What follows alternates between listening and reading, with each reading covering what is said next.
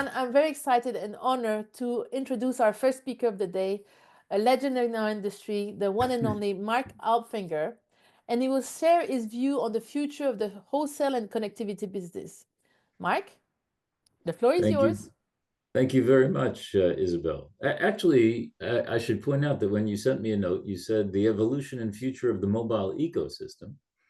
So not sure if that's about wholesale and connectivity. I prepared a brief presentation. I'll do my best to run through it and to give you a view. And first of all, Isabelle, I want to thank you and the leadership of the Mobile Ecosystem Forum for inviting me. It's very flattering, especially as I've changed my role since November 24 and now striking out on my own. And so to be invited to speak is really very flattering. I'm very grateful to you.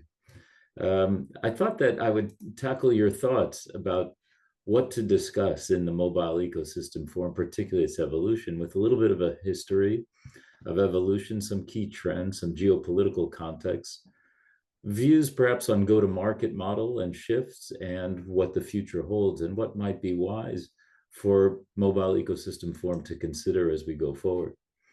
When we look at the evolution of the market, the dawn of mobile from 1G with early analog systems all the way through to 2G, and the advent of GSM messaging, and something that's a little bit known, a little interim standard called IS-41, which led to the advent, the technology side of roaming. And if you read IS-41, there's a little annex at the end which talks about how to commercialize that element. And that component has become a key element of how the industry has evolved since the late 80s and 90s. 3G introduced internet diffusion and mobile data for the first time. And as we started to get the early part of the age of smartphones and 4G, the introduction of iPhone, the App Store, Android systems, and all the capabilities there developed app economics and led to the advent also of IoT, video, data, and other elements of that nature. And now we're in the 5G and beyond era, and we're talking about autonomous devices, enterprise applications, cloud compute, edge compute, and the like. All of it very, very complex and interesting. And so we have focused now, we get to the new stage, Isabelle, as I was saying, 5G and beyond, and how do things go? But within that backdrop of the mobile evolution of how the different generations have come, we've also seen a shift in how mobile customers use the mobile network, and importantly, how service providers go to market. The 1G and early 2G environments in B2C and B2B focused on a very specific approach to direct sales through telecom operators, very limited handset choices, and wholesale was a limited distribution channels, mainly supplying operators of equipment. There was very little discussion about interconnection capability. And then with the advent of 3G, the expansion of retail channels, mobile data solutions, then it became clear that not only was it necessary to have voice roaming, but also messaging roaming, and the beginning in 3G and early 4G of the app economy. And that created a data-centric wholesale model with bundled data services, wholesale plans, and so on. And the real highlight, I would say, would be the wholesale evolution of app store environments, which interestingly are not really inter-operator related. They're ecosystems that were created initially by entities like Apple and the Google Android environment, and now through China with Harmony. All of these activities, obviously, this App Store environment, I should point out also in China, the WeChat ecosystem that exists over there, which is quite significant. These ecosystems evolved without complete interoperability, which is something that we were used to in the early days of 1G and 2G. And as we've seen the 4G and 5G environment, omni-channel marketing in the B2C, IoT solutions, edge compute, private 5G networks, all of that evolving in the enterprise side, the wholesale environment has been slow actually to pick up.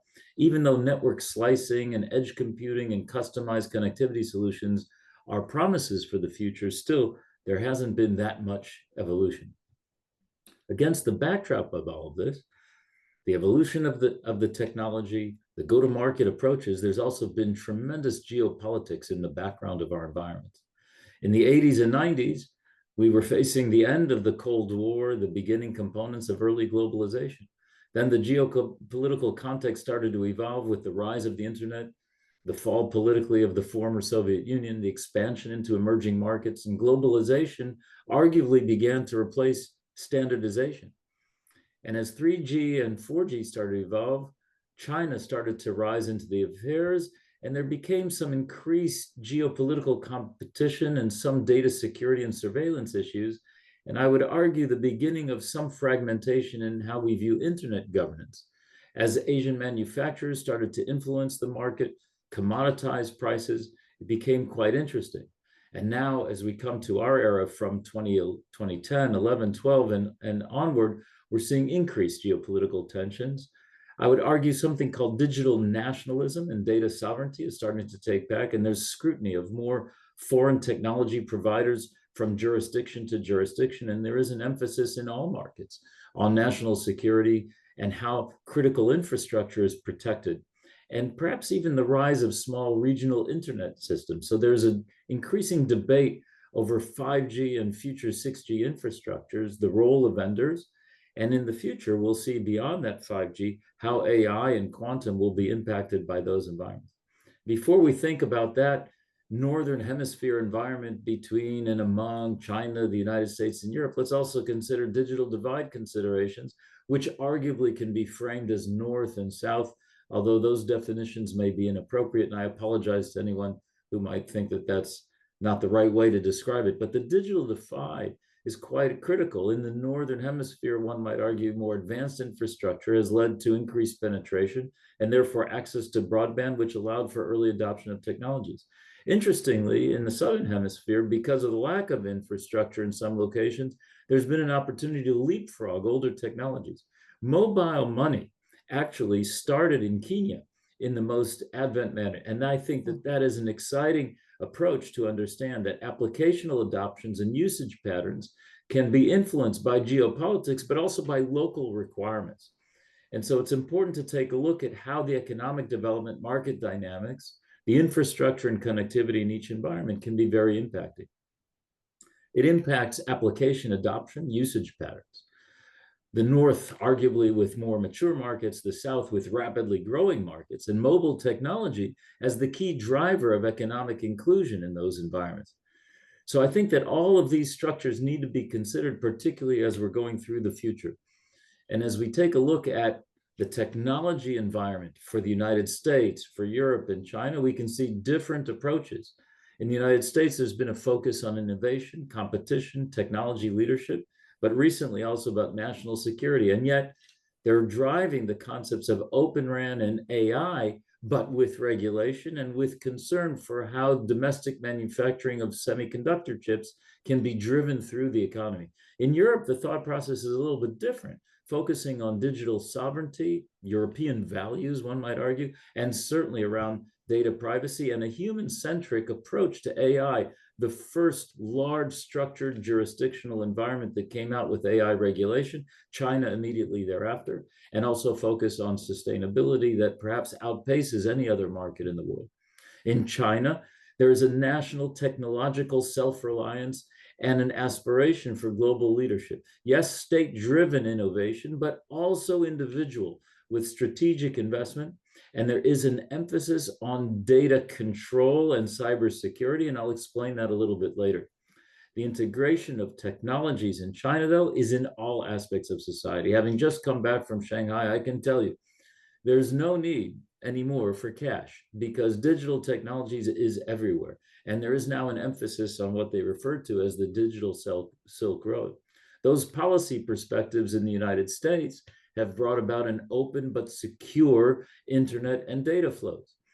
In Europe, there's a focus on the Digital Markets Act, the European Data Strategy, the AI Act, which I referenced before, the European Chips Act.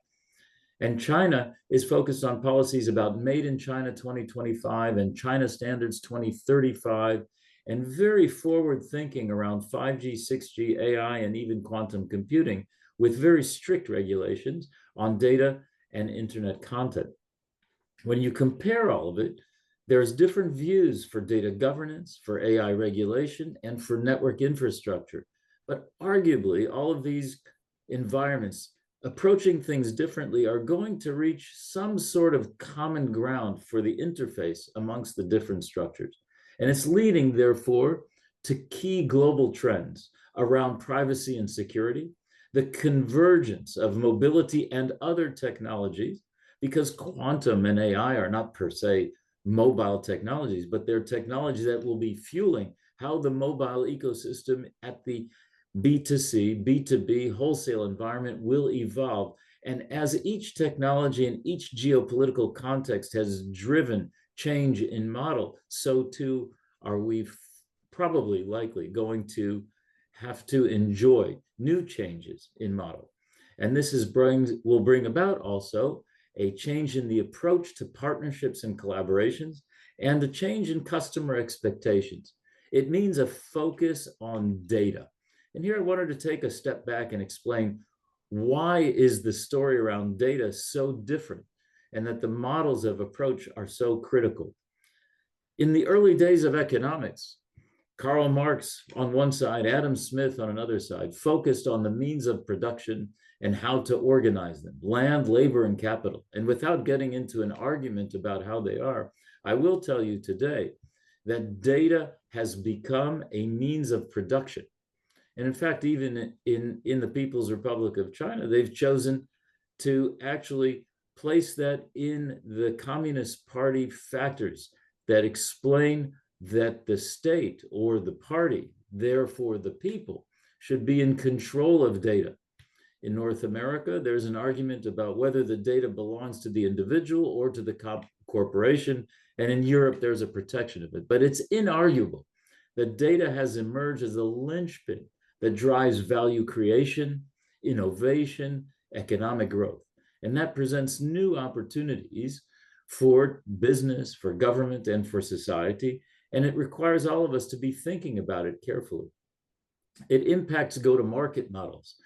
There's an increased need for localization and compliance because the way governments are treating data and looking at them are going through dramatic change as a result of their thoughts around AI, around the thoughts of privacy, on the thoughts of government security. And this requires businesses to navigate complex geopolitical landscapes while still building trust with their end users. And that is complex. What is the impact, therefore? It is necessary, in my view, to forward think how we will therefore collaborate in the wholesale environment. Many are talking about API-driven wholesale and network exposure models. How do we expose network capabilities through APIs, effectively exposing another counterparty, whether a network or an application or some other element of the ecosystem, maybe even a compute component, to the end user in a way that can be measured for quality and monetized? What is the manner of doing that in an interoperable manner, in open ecosystems, in a way that governments will accept? And importantly, and my last bullet says, organizing internally to facilitate.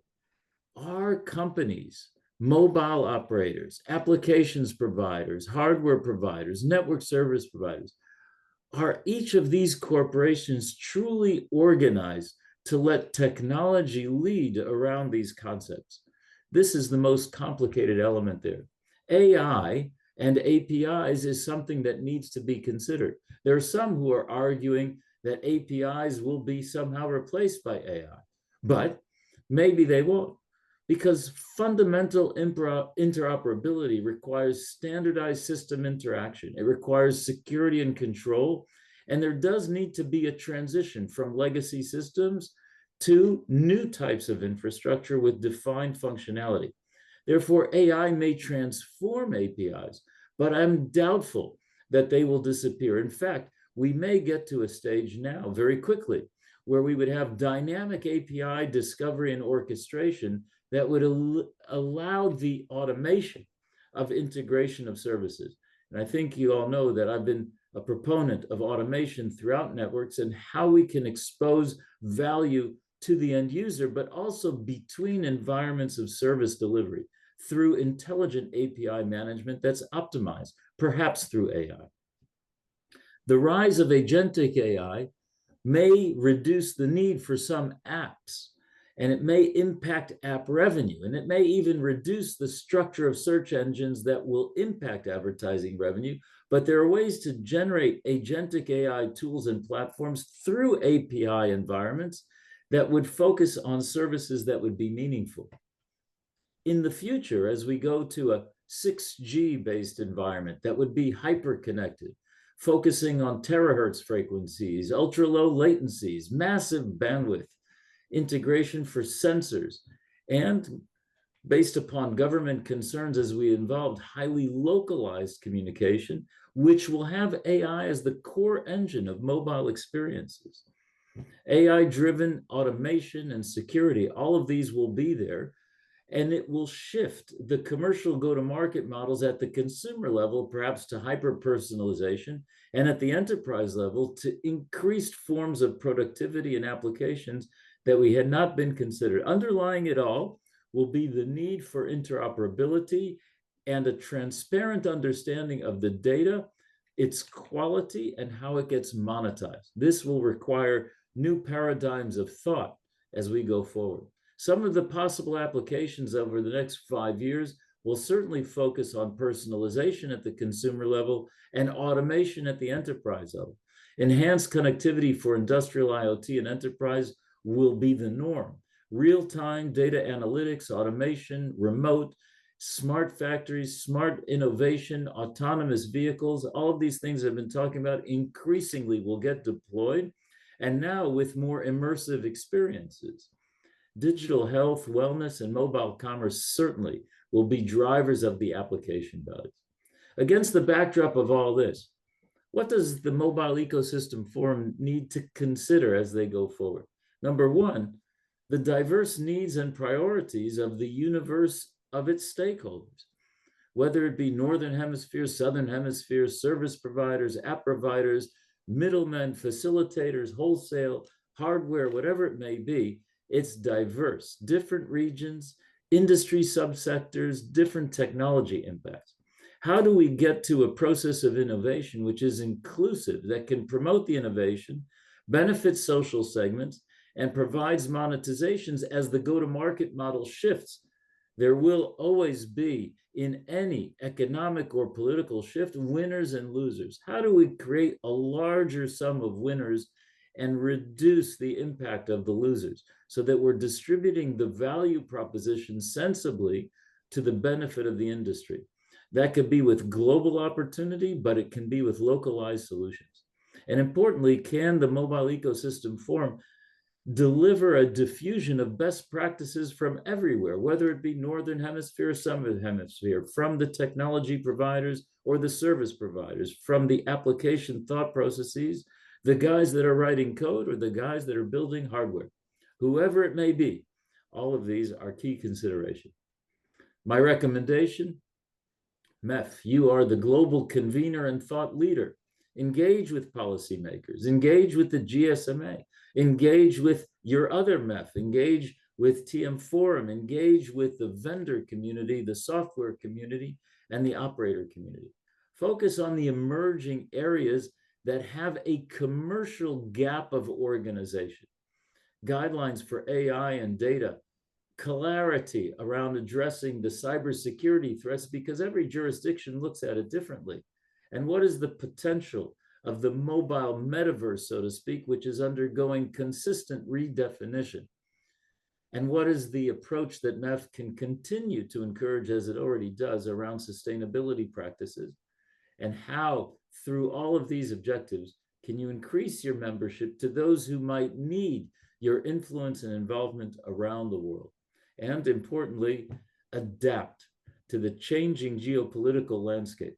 Once upon a time, service providers and applications providers would try and understand what is the approach to bypass regulation, to make a product and be accommodating to the regulation without having to be compliant. And now I would say that some of the considerations that we need are jurisdictional, and I would encourage that we all, as an industry, in all of its subsectors, embrace regulatory jurisdictional influence, because it's becoming more meaningful. Rather to embrace and to try and identify what are the commonalities from jurisdiction to jurisdiction in order to do that. to focus on the human element and the digital divide, sustainability, the role of emerging markets, and also how mobility is changing the future of work and the B2B experience, and what are the social unintended consequences of rapid innovation. And importantly, from my point of view, can we establish intelligent new commercial frameworks, perhaps the replacement of roaming, that would be able to create measurement of structures and value to all the organizations that are there. And so as we move forward, let me just suggest, let's respect the past, embrace change, and accept the future. Thank you very much. Wow, Marc, that was an amazing, amazing keynote. There's so much information in there, so much challenges, opportunity, chaos. There's a lot going on, and I think this. I'm speechless. I think, and I'm really speechless, Marc, as you know me. So Thanks thank very you much. so much. I mean, there's Thanks so for the much to, opportunity to speak. I yes, appreciate it there's greatly. so much to think about in what you've shared with us. So, but maybe we can go in a bit more detail in a few things that Sure. you talked about. And maybe, with chaos comes a lot of opportunities, I believe. What do you think is the biggest opportunity out there for wholesalers, for carriers, for mobile operators alike? What should they focus on to drive sustainable growth based on all the things that you've said, geopolitics, collaboration, complex environments? I think that part of the challenge is within the question when you said you use the word chaos, and it is chaotic. And what I tried to explain that is that as the industry has evolved, the geopolitical context has evolved, the concepts that we once had around standardization that were built from jurisdictional boundaries were broken open by the period of globalization. And now they're trying to be reshaped back to some style of the old world because of security issues. But those security issues can't put back in the bottle the spirit of innovation and empowerment and rapid pace of technological development that we've created throughout the years. The challenge is that the commercial framework for wholesale interaction is a little bit trapped in thought from the 1990s and early 2000s. One set of wholesale is interoperator value for settlement of roaming and settlement of any type of bilateral interaction. And the other part is the ecosystem framework of apps developers and the rev share of sorts that they get as a result of that. Neither one of those models considers a multi-dimensional chained effect of value that can be delivered if data was transparently moving amongst multiple players simultaneously. The model at the moment is manual and effectively two-dimensional. And I think you know, Isabelle, that some years ago I was an advocate, and still am, of deploying distributed ledger technologies, blockchain, which is a buzzword which is less in vogue at the moment. But the concepts around there automates settlement with transparency and clarity for multiple users in a chain of value, in a value chain. And that's why we sometimes call it blockchain, or what is distributed ledger.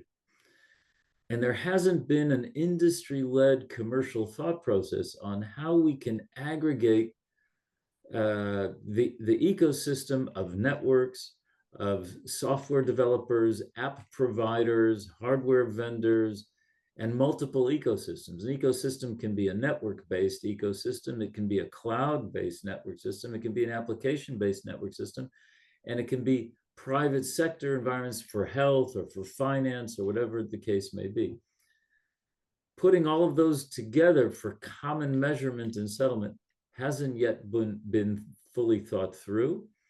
And I think that Mobile Ecosystem Forum, perhaps together with others in the standards bodies, can work together with small groups of influencers in order to create the thought process that would be a facilitator to manage the interpretation of value transparently. Big words, very complex to deploy and execute. I recognize that. But you're asking me, how do we go from where we were to where we need to get to? That's it.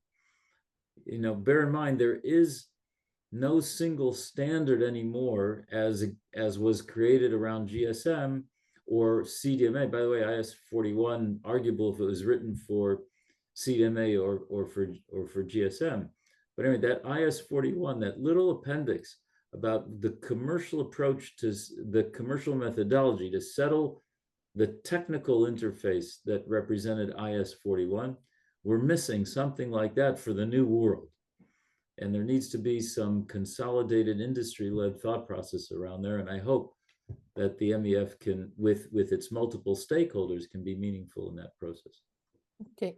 And I mean, everything changes as we've been going through changes for a while now, but it's accelerating and it's coming from multiple directions. It's not just technologies now, it's geopolitics, as you mentioned, is the type of players in the market. So if you're a carrier, a wholesaler, or a mobile operator, how do you need to transform yourself or reposition yourself to remain relevant in all these shifts happening? How do you make competitive? Is it possible? It's always possible. I think that, it's great for me to sit on the sidelines now and to tell people how to change. But I can tell you that in my previous role, myself and the management team were advocates of driving technology as the front end of the organizational value chain. And to put in front of us a few concepts. Number one, that the back end of value, in our case at that time, network, would be exposed to the user as seamlessly as possible, as transparently as possible, with automation. And secondly, we felt that automation should be exposed to other providers that we had relations with in the ecosystem, other networks, clouds, applications, devices, to facilitate them to use the automation that was created in our environment in order to move forward. I believe those principles should be universal.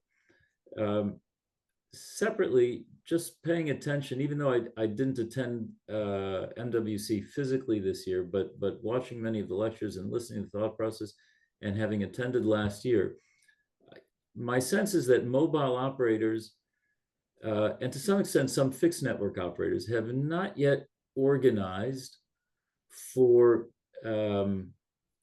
the complexity associated with B2B. I do believe that B2C, well developed jurisdictionally, and at the moment there appears arguably less requirement to organize for that. But in the B2B environment, I think that there can be more thought amongst the network-based service providers, regardless of jurisdiction, to organize themselves for a more advanced B2B delivery approach. Here I go back to my messaging in the presentation, which says that the commercial approach for multi-jurisdictional delivery of value to an enterprise requires more thought. Having said that, I don't believe there are many out there who have truly organized for enterprise delivery. And the wholesale world is a little bit still in the roaming-based environment transactionally that was created some years ago, which is often delivered through manual interaction amongst the players.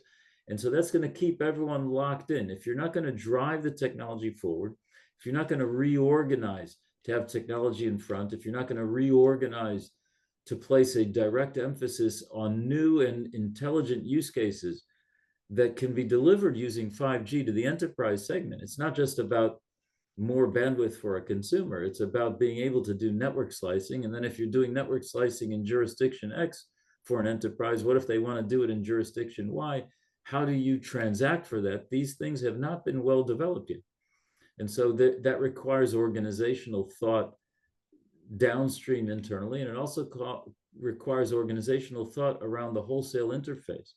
Now, it may be that wholesale moves to product houses instead of the wholesale environment. And that is happening in some locations. And so these are some of the things that need to be thought through. But I think first step, frankly, is to set mission, values, and organize to them while ignoring the way you had organized previously, because you need to recognize that the way you organized previously was for the past. It's not for the future. And talking about the future is a good segue to my next question. I believe that a lot comes from the top of an organization. The leader sets the way forward in some way. So what do you think? What type of leadership mindset do you think the future requires? You've been in the industry for a long time, as like me. What lesson can we draw from your experience in navigating change? What type of leader do we need? Change is complex. And that's why, and I think it's one of the reasons why arguably VCs who invest in single product innovations have had some success, because each one of those investments is placing capital in a greenfields environment that doesn't require change. It's only innovation. So how do you take an organization which has to continue to facilitate its existing customer base, to transition its existing or pre-existing capital investment in technology and people and infrastructure, and move that to embrace the future while not losing the value that was created before? Those transitions are very difficult to do. Sometimes the speed of transition can impact an organization, its employees, and so on. So I think that the first thing that's necessary is to educate and to make sure that an entire management team, and not just the senior management, but the middle management, are clear and on board to an approach, and creating that uniformity, that teamwork, if you will, that recognizes that there are slightly different mission statements tactically, but ultimately the total objective there is to go is quite critical. And then you have to couple that with a very clear and specific training program for your organization about how you go forward. And you have to be willing to take your organization, which might have been built over years, and drive the thought process of pivotal change while defining the timeline for doing it. And there's no fast rule, and I'd say that that's very difficult to do. But the pace of change and the way markets and capital is rewarding certain situations requires constant approach to the new technology and the new go-to-market models. And the more time you spend shepherding previous capital investments that focus on previous models, when you already see that they're headed to some element of decline or margin commoditization, and I had many other slides to talk to you about that if you wanted, all of that is impactful. And so there needs to be clear emphasis and direction by management and middle management that embraces change as quickly as possible. And people that are resistant to change need to work together with the management team in order to explain their feelings and why. And it's almost a psychological work that needs to take place in an organization. Not always can it be successful. What is the recipe on how to do it? Desire. If people don't want to do it, it won't happen. And every organization will have people that want to do it and people that are resistant to it. And how do you manage that tension? That, I believe, is the complexity in any organization. I agree, and that's why so many don't succeed. It's a very difficult task. I mean, we have already shared so much incredible knowledge. So I would like to give you the opportunity to leave the audience with one more message. If you could tell the audience watching us today one thing, what would it be? As I said at the end, embrace change. That the unpacking of embracing change means we need to understand that the positions of service providers, whether network-based service providers or applications providers or others, now need to pay greater attention to rapidly shifting regulatory frameworks in multiple jurisdictions. And the willingness to embrace regulatory change and to understand it means you're also working to understand technology shift. If you're able to understand technology shift, you'll be able to then understand what can be the innovative approaches to go to market shift. And all of that needs to be happening fast. And I would encourage the audience to think about the timelines for change and the pace. They're much faster than they used to be. How do you create a diffused organization that is able to pick away smart, small pieces in order to move more quickly, and other parts of the organization that are also moving, but perhaps not at the same pace? How do you orchestrate systems and behavior and open yourself up to transparent interoperability? That's for each organization downstream. To the mobile ecosystem forum as a whole, my message would be, let's think through what are the new potential paradigms for interoperability, not just from the technology evolution point of view or the regulatory perspective, but what will be the intelligent demarcation points for settlement of value, and what will be the mechanics for doing that. If we can focus on those elements, I think the industry will be moving to a healthier spot one way or another. By the way, you won't be able to stop how the industry evolves. The only question is, will you be a leading player in it, or will you be brought along slowly and grudgingly? So, Marc, thank you so much. This is amazing. Thank you for so generously sharing your vision, your thoughts with us. It's definitely a discussion that was invaluable and enlightening. That's one word for it. So, thank you so much. You've shared so much with us. Now we have to, think of all the great things you've told us and start talking about our future strategy. Isabelle, thank you for the opportunity, and my thanks to the Mobile Ecosystem Forum, its leadership, and its members for being provided the opportunity to speak. And I hope I can engage with everyone in the future on some of the issues that we discussed here. And I wish everyone a great day, and I hope that the rest of the event will be meaningful. Thank you very Thank much. you. Thank you so much, Marc. Thank you so much, Marc. And I'm sure we'll have you back on the hot seat soon. Thank you. Okay, take care.